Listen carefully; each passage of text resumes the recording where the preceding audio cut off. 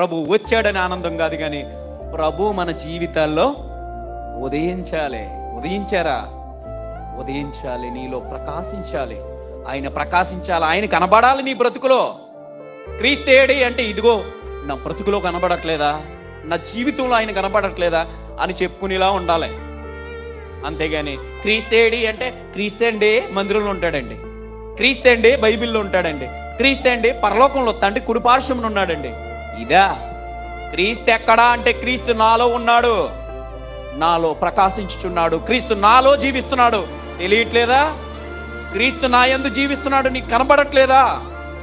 చెప్పగలిగే స్థాయిలో మన విశ్వాసం ఉండాలి, మన భక్తి ఉండాలి. అలా లేనప్పుడు మన భక్తి వల్ల మనకు వచ్చేదేంది? మనం సాధించేదేంది? ఎక్కడికి పోతాం? గమ్యం లేని ప్రయాణం చేయకుండా అది ప్రమాదం.